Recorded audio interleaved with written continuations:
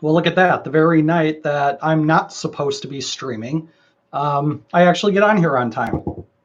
Yeah, it's progress. Maybe next week, Friday, when I stream, I'll actually start at 7 o'clock and not 7:10 or whatever. Anyway, I'm streaming tonight just because I wanted to get it out of the way for the week. I just wanted to go through all of these committee meetings. I know, fun stuff. And talk about talk about the school board. How can you not talk about that? I really wanted to get that in. I just wanted to do it tonight because tomorrow I'm probably going to be downtown. I'm probably going to go to Arts Walk and check it out. I highly recommend that you do the same because why wouldn't you? It's fun. It's cool. And you can see some neat stuff and visit downtown, which a lot of people don't even really do, shockingly enough. But yeah, it's good. It'll be nice out. Get out, go for a walk, go visit stuff, go exploring your own town. That's what it's all about. But yeah.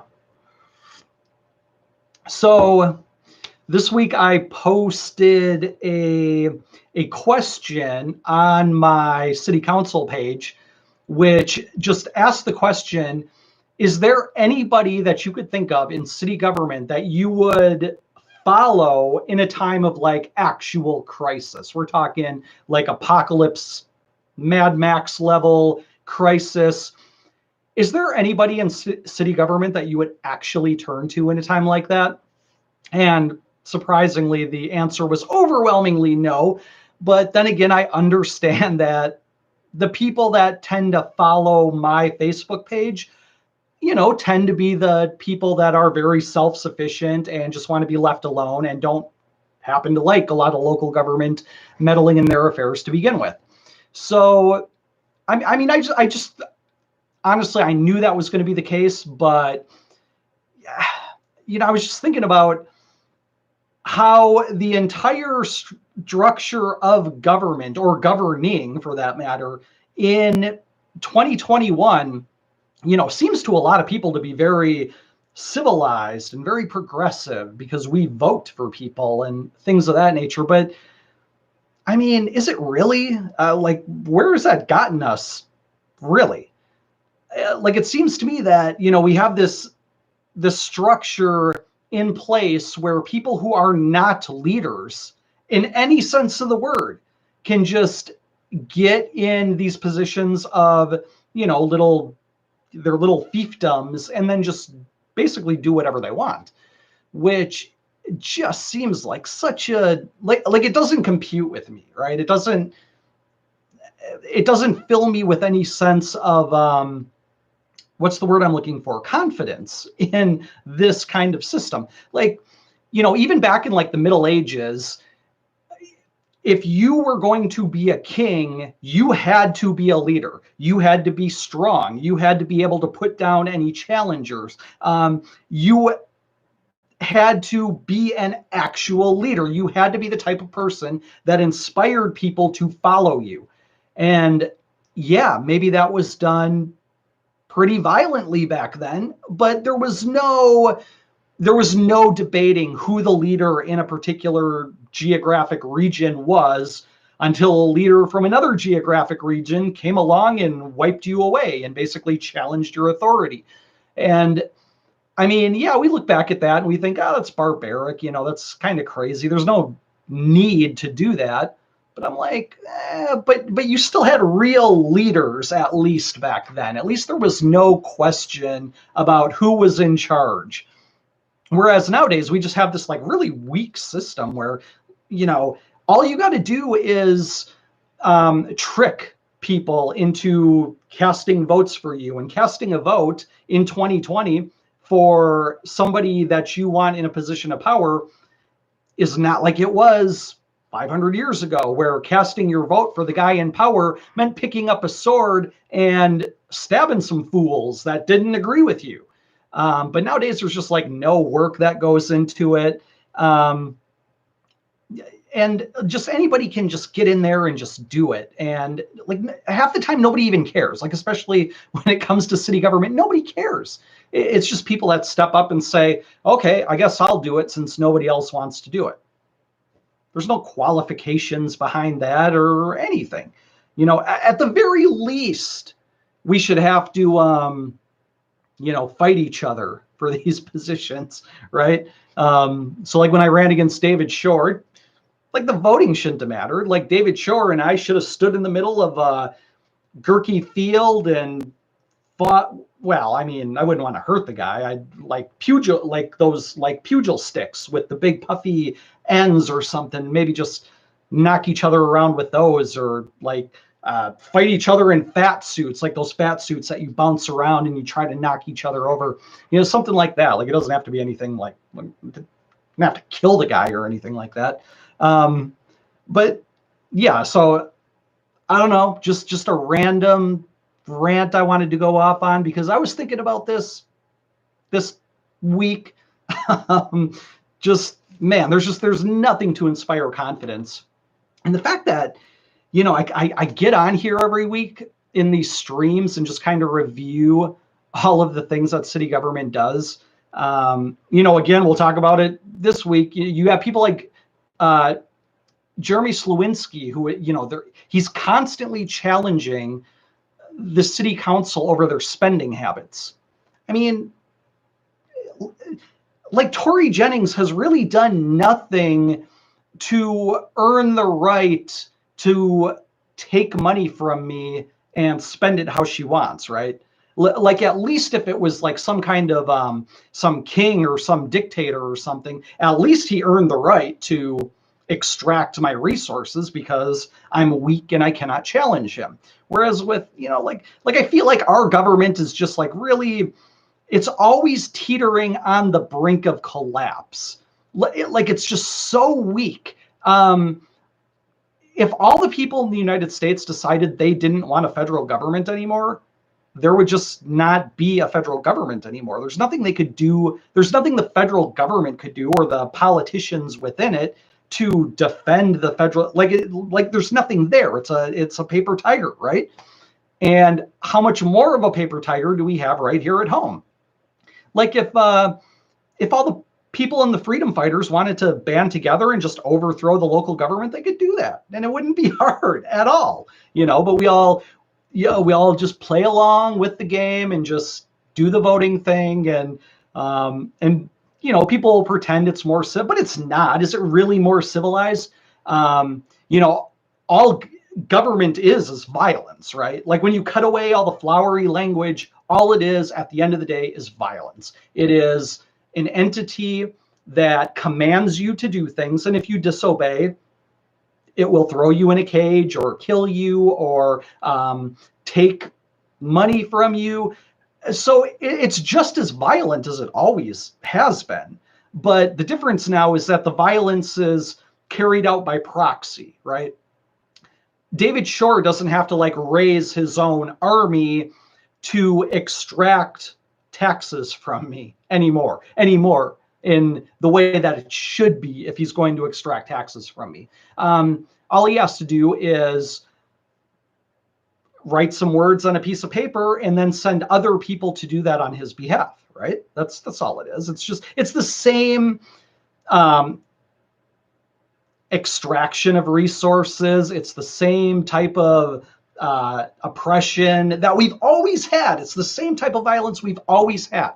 It's just done a little differently. It's done via a middleman now. Like it's not on the individual to just go and take what they want.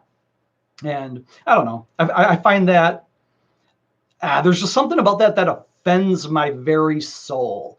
Like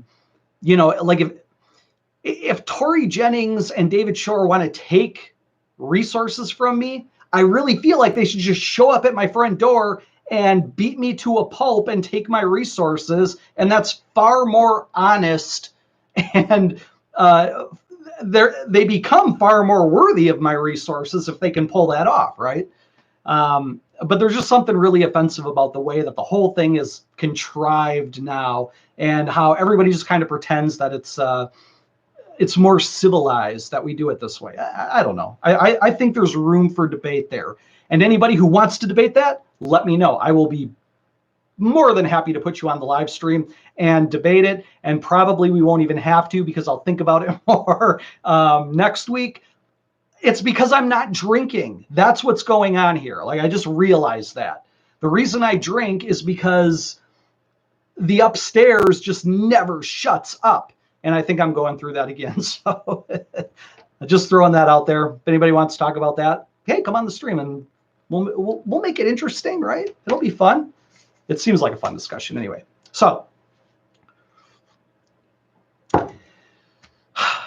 city government, the best part of this live stream, right? Now, mercifully, most of these meetings were really short, like the public policy and general government, which is just the worst of all of the committees, was under 40 minutes this week. So, thank the good Lord for small mercies like that. I don't have to waste a lot of time watching it. So let's see, Public Works, what happened there? Nothing, just amending some parking ordinances. And that's really about it. The biggest part of the discussion in the Public Works, or the Board of Public Works, was that the people who tried downloading their agendas from the website didn't have the whole agenda. And so there was a lot of trying to figure out how that could happen. And at the end of 10 minutes of this, the mayor's like, well, we're gonna have to double check this. And like, to be fair, I think there's like a new clerk that's kind of learning the ropes. So maybe, they just screwed something up, whatever. But that was the bulk of the Public Works, was discussion on why Slawinski and others didn't have the full agendas downloaded. Anyway, whatever. Police and Fire Commission. I never used to watch these, but there is a lot of interesting things to be learned about, like what's going on behind the scenes as far as emergency services. So the police, fire, EMS, and they all have like interesting, like they have a COVID update every time. And so I learned that 40% of Portage County has already had their first dose of the vaccine. 30% of Portage County has had both their doses. So interesting. Okay, so theoretically now probably about 50% of everybody in Portage County should be immune to COVID. And that's just on the vaccines alone. Some of us are immune because we've had COVID. So, but the other thing that came up in this discussion was that more orders from on high at the health department. Apparently, if you've had COVID, like your immunity or whatever only counts for 90 days. I don't know why. I don't know why you're just not immune to that particular strand of virus for at least years. I would really be interested to see the studies that came out of. And every time I see this, it reminds me that nobody in the Portage County Health Department really knows what's going on as far as COVID is concerned. All they're doing is saying, well, the agency above us said we should do this, so we should do this. That's all it is. So the guy in charge of the EMS services, whose name I can't think of right offhand, he was just like, well, the county department told us such and such, and so we got to do such and such. And then when you go to the county department, you're like, well, where are you getting your information from? Oh, we're getting it from the CDC and the state mandates. Like, it doesn't seem like the people that are directly or most involved with the whole COVID thing have any interest at all in actually looking at the data that's out there, which to me is really, really weird. For the longest time, I couldn't figure out why I can look at all of these charts that people have been compiling over the last year and listening to all of these immunologists and epidemiologists who have been coming out and saying, look, we shouldn't be panicking about this as much as we have been. I've always just assumed that everybody had access to all that information, and I couldn't understand why more people weren't jumping off the COVID bandwagon and were just like, oh, well, it's kind of silly to get all worked up over this. But the reason is because the only quote unquote trusted sources you're allowed to listen to are your local health departments. Like, those are the only ones you're allowed to get the proper information from. But the local health local health departments don't have any of the information at all. They're just taking their marching orders from the CDC. And that just seems really weird that they wouldn't be interested in looking deeper at the numbers and trying to figure out, like, if nothing else, for the sake of public health, to actually do their job. But maybe this comes back to what I was saying in the beginning about not being challenged to get your position. Like, it seems like all you need to do to be a bureaucrat in any of these departments is just kiss enough asses and say the right things and take your marching orders from whoever's giving them to you. Like, that seems to be the only qualification you need to be like the head guy at the county health department, which is just weird. But anyway, it is what it is. That's so in the police and fire commission, the EMS guy was saying that, the CDC recommends a vaccine after 90 days of having COVID, after your last COVID symptom. Why? I don't know. Or is it even necessary? I don't know. Is it even effective? Nobody knows. But this is what they're going to recommend anyway, based on nothing, which is weird, which is really weird. Get out of here. That's my nephew, by the way. I guess he just got here, so he might pop in. And then the police department talked about how they bought a drone and they're going to use it for like search and rescue operations. And what else did they say? Oh, criminal investigations, I guess, to chase people down who are running away from you or something. But apparently the drone, according to the police department, the drone is so tied up in all these weird like FAA regulations that I don't even see how it's going to be helpful in any situation. Just based on what they're describing here. But apparently the counties had a drone and the Plover police have had drones and everybody's had a drone. So now finally Stevens Point PD has a drone. Good for them, I guess. And they were also talking about all the diversity and inclusion training that their officers have to go through now, and how they have to do this what did they call it? They called it like a cultural audit or something like that, where basically they have to pay 10 grand to a firm who I guess specializes in inclusion and diversity. And these people have to go through and talk to all the officers and all the people that work at the police department and talk to community members about like how they interact with the police and all this other stuff.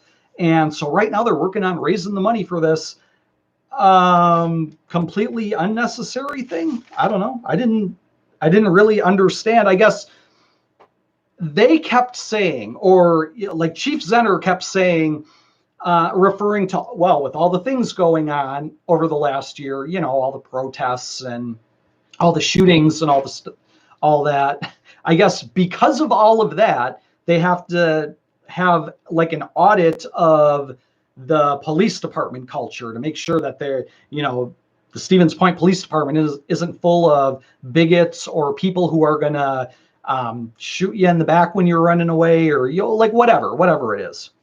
And the other thing they said was they were going to, which I think is really interesting, and I really want to see this when they do it, but they're going to be putting out like their manual or their protocol for like what they have to do in certain situations. And I guess all of that's going to be made public at some point.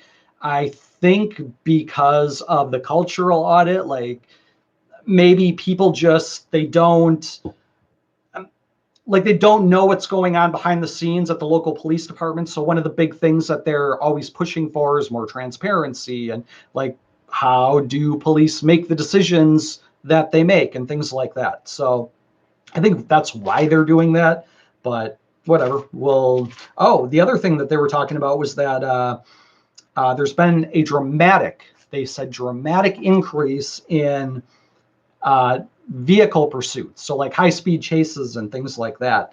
And of course, we all know why, because the kids play way too much Grand Theft Auto. And then they grow up and then they want to try to outrun police, right? That's what happens.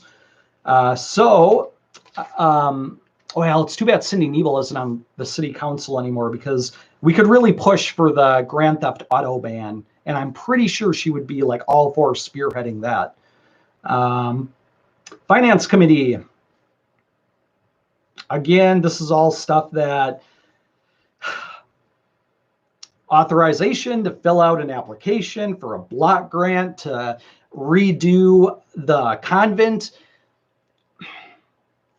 This is like the third or fourth time I'm talking about this in a live stream, because everything that government does has to go through committee after committee after committee and get the approval from this person and that person and the group of people, and it is all just slow moving and tedious. So the other thing was a community development investment grant that's somehow tied to COVID-19, which is part of the CARES package. And so Stevens Point, like every other municipality in the entire country, is looking for their COVID money, I guess. So Plover River Crossing came up again, and again, Slowinski, why are we spending all this money? How come we can't get more of the surrounding communities involved?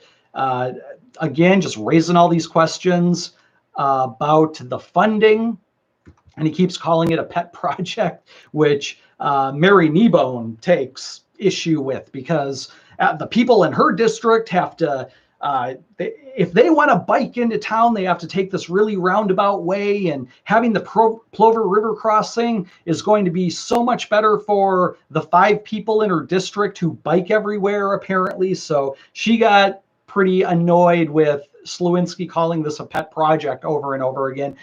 But it's a pet project. That's all it is. Like, it's not a necessary project. It's certainly not necessary that Stevens Point alone needs to bear the cost of it. So, Mary Kneebone's completely missing the point when on that aspect alone.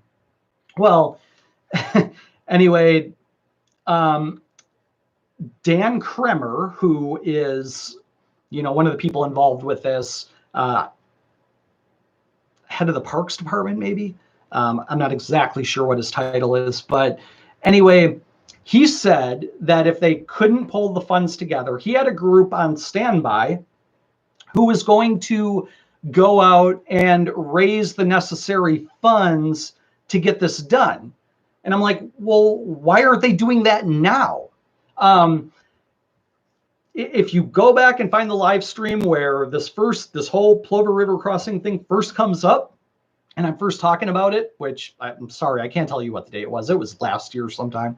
But, I said in that stream, why can't people raise the money to do stuff like this? Well, the answer is they absolutely can. But for whatever reason, the people that sit on these boards and these commissions, other than Slowinski, of course, don't seem to understand that something like this is a really good idea. It's not dumb. It's not a dumb idea. People will get excited about it, and they will kick in the cash for this voluntarily. No, Mary Kneebone, you don't have to rob your neighbors to get your little pet project done. You don't have to do that. We will kick in money. You can raise the money voluntarily here. I'll kick in money for this because I think it's a cool idea. So again, that came up, Slowinski. every time he comes up and speaks, he prefaces it with, well, I hate to sound like a broken record, because he says this over and over and over again, and nobody seems to hear him. Like nobody cares at all. And again, this shouldn't be a tax-funded operation. We can finance this ourselves. Just like Mr. Kremer says here, he's got a group on standby to raise the money. You can raise the money now. What are you waiting for? Could have raised money all along. Anyway, this additional funding, what was that funding for anyway? It was, I think it was just for a final design. Yeah, for the final design of the project. So they need money for that. You don't need to do it with taxpayer money, guys. Yeah. Anyway, my favorite meeting, the public policy and general government, nothing happened. Thank God. Again, as I point out, the one that is the worst offender for not respecting individual liberty and property rights, which I'm a big advocate of, is the Public Policy and General Government Committee. This time, all they did was approve licenses. That's it. And most of them were from Create, too. So Create has 526 events going on this summer. They all got approved, and you should all go to the events because I'm sure they're going to be great. And don't forget, Notes at Night, which started 2 years ago, is going to start up again in June. And that's a really cool thing. And I recommend everybody go and just sit downtown, have some beers, watch some live music. How can you not think that isn't the best use of your time on a Wednesday night? Get drunk, go into work with a hangover. Like, I understand you have to go to work. Go in with a hangover. Get drunk on company time. Everybody talks about pooping on company time. Get drunk on company time. Or not drunk, but hungover. If you're going to be hungover, don't blow your Saturday and Sunday being hungover. Do it during the week. All right. So that's all I had for that. So the big news this week was the school board protest that happened on Monday. So for those of you who don't know, there is an ongoing debate no, I take that back. There's no debate because the school board will not have a debate, which is part of the reason for the protest to begin with. So a lot of parents and a lot of people in the public are like, stop masking kids in school. It's stupid. And yeah, it's stupid. If you advocate this, if you are enforcing this, masking kids in school, you are a stupid person. I don't care who you are. There has been more than enough research, okay, out there. All you got to do is look up the Iceland study, which was pretty definitive when it came to opening public schools back up and not having to mask kids. And there's a million studies out there just like this, saying that for one thing, kids aren't dying of COVID. Most of the, like 99% of the time, they don't even get sick. And the other 0.0001% of the time that they actually do suffer some really bad, case of it is no higher than anybody who suffers really bad from getting the flu or anything else. Like COVID is no different. When it comes to kids, they're the one demographic that is most resilient against it. And you got them all wearing masks. You idiots, you fools. 20 years from now, if people wise up, I guess that is, apparently we live in a society that masks children in schools. So, we're headed for idiocracy, obviously. But I'm hoping that intelligence wins out. And 20 years from now, we look back and we say, man, people were dumb back then, weren't they? Because they are. So anyway, the school board won't talk about it. And again, not because they've researched this so thoroughly and they've reached the conclusion that the safest thing we can do with our children is put masks on them. It's only because they're taking marching orders with no discussion, no thought whatsoever. Just they're like these mindless drones who are just allowing the health department to dictate policy to them.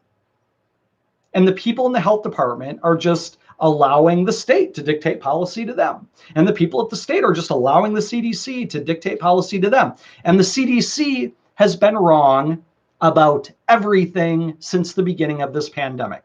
So again, good job, guys. You're putting all your faith in this organization that has been the most consistently wrong about all of this. And you're just going to fall in line.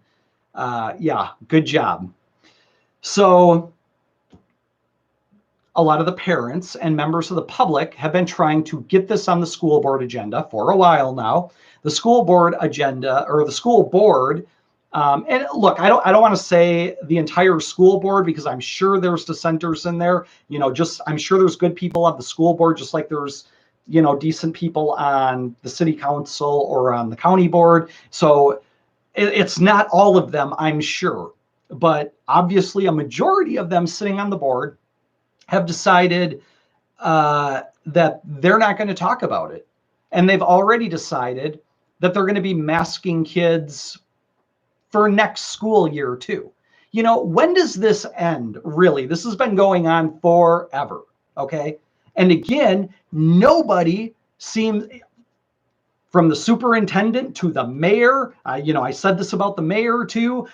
Nobody in charge, or the Ray, whatever his name is at the county health department, has any curiosity about anything. They're just like, oh, well, some guy that we don't know told us that we had to do a certain thing. And yeah, maybe there's a bunch of evidence out there that it doesn't work, but we don't care. We're just going to go ahead and, you know, do it anyway. Just absolutely drone-like behavior, which astonishes me. It doesn't astonish me. That's just like most of the population. I get it now. If COVID taught me anything, it's that most people will not dissent from whatever the guy in the lab coat tells them, or the guy claiming to be an authority on the subject tells them. They will not dissent. And no matter how much evidence gets thrown in their face to the contrary, they just won't dissent ever.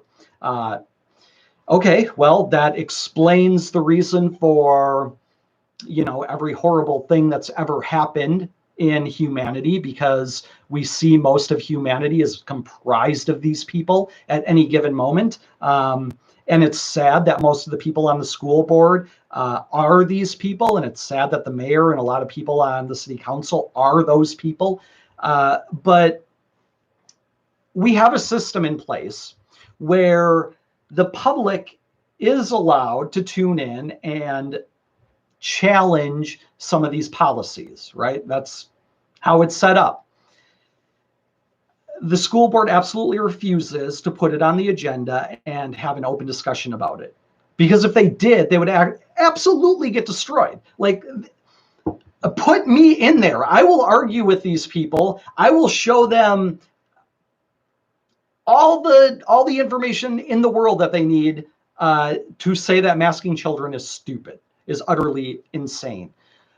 They won't listen, because that's how people are. Like, it doesn't matter what information they get. If the authority tells them that it's something different than what their own eyes and their own brains tell them, they're going to defer to the authority. Why that's such an intrinsic part of human nature, I don't know. If you're Christian, you will say it's because of the fall, right? That was one of the bad aspects of human nature we got. So there won't be any discussion. So then how did people respond after that? Well, then they decided to have a protest outside, and they were going to let the public know and let The media know that they weren't happy with the fact that the superintendent wasn't going to allow them to speak on the one issue that they want to speak on. Well, then all these people show up. I think I heard 70 some people showed up for the protest at the Bliss Center on Monday. And so what did the school board do? They freaked out and they locked the doors and they wouldn't let anybody in. So they showed up to protest, and then they were going to go into the meeting, and they couldn't because the school board locked them out. Now, everything, when it comes to politics, everything is about propaganda and optics, right? It's all about how a certain argument looks to others, or how they, not what they think about it, but literally how somebody feels about something, how a particular political point of view makes them feel about something. So, the left, people on the left are the masters of this, okay? And they've been doing this for, decades. They know exactly, back in the 60s, it started with actual good positions that they held, against the war on Vietnam and all the crackdowns on the hippies and stuff and the stifling of free speech and blah, blah, blah, blah. That was all good stuff back then. Nowadays, it is 100% about the propaganda and the optics. It's about how somebody looks. And if they can cast you in a bad light, then you automatically look bad to other people who are just looking at the surface of things, which is most people. And especially in the age of social media, that's all anybody cares about. It's all about what the headline reads, right? That's why the COVID propaganda has been so amazing, because people read the headlines and they don't dissect the articles and what the articles are saying to them. And it's the same in this case. When you lock doors to a public meeting and you shut people out, you look like the bad guy. Like, it doesn't matter what you think of the protesters. You don't like that they want kids unmasked.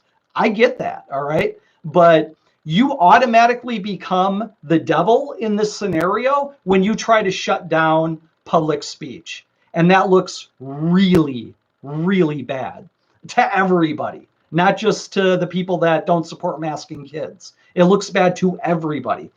So I'm really surprised that this never even occurred to the superintendent or the people in the school board meeting. Like, it didn't even occur to them that they were going to look so bad and so stupid by doing this. So don't even consider the legal aspects of this, okay? What they did by shutting down a public meeting like that, preventing the public from partaking in a public meeting, is 100% illegal, okay? And in the coming weeks, I'm going to be very curious. I know people filed complaints. Of course they did, with the DA. So in the coming weeks, I'm going to be very curious to see how this all plays out and whether the people on the school board that, like, whoever it was to give the order to like lock all the people out, I'm going to be very curious to see what the ramifications for doing this are, because I'll be honest with you, like, I'm not expecting much. At most a slap on the wrist, like some finger waving, well, you can't do that, so don't do it again. But there's not going to be anything really substantial that comes of this. Unfortunately, I think people should make as big a deal as possible for this. But what it comes down to is, you guys, you blew it, okay? You really did a dumb thing. You really did a dumb thing here. Because no matter what side of the issue that you're on with this or with any issue, shutting down a public meeting, shutting out the public in a public meeting makes you easily the bad guy in this scenario, okay? And so fun. that's fun for me to see, because I think that you have to be a complete idiot to think that masking kids is okay. I tend to call people like that child abusers, because I think it is. I think it's just a form of psychological child abuse that you're putting these kids through. So not only are you a stupid child abuser, but now you're also basically a petty tyrant for shutting down free speech too, on top of it. So yeah, I guess when you have the heart of a stupid child abuser, it makes perfect sense that you would lock people out of a public meeting, because there's not a lot going on upstairs, okay, already. I mean, you got like a weak mouse spinning that wheel in there. And I mean, this thing is like shedding fur and half starved. There's just nothing going on when you reach that point. So yeah, I'm not surprised that people who believe that masking kids is okay would shut down public discussion on it. Wouldn't let you get up and look them in the eye and say, you are a stupid person. And not only that, you are also an abuser of children. You should be able to look a bureaucrat in the eye and tell them that and be honest with them. So, like I said, that's going to be great to watch in the coming weeks. The Metro Wire did this whole editorial write-up about it. You should read it. And if you can't because you haven't subscribed, then subscribe to the Metro Wire. And Brandy, you should be giving me commissions anytime somebody subscribes to the Metro Wire because of this stream. Because I'm always promoting the Metro Wire. I like the Metro Wire. I think it's great. It's like the only local news that exists anymore. Stevens Point Journal isn't local. It's very, very corporate. Yeah, so basically that's all I had tonight. That's all I'm going to talk about. Like I said, night early, because I'm going to Arts Walk tomorrow. And I wish you all the best. And I wish you all a fantastic weekend. Go to Arts Walk tomorrow, buy some art, or at least check out some art. Support the downtown.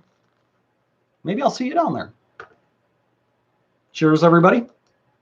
Till next week, Friday at 7.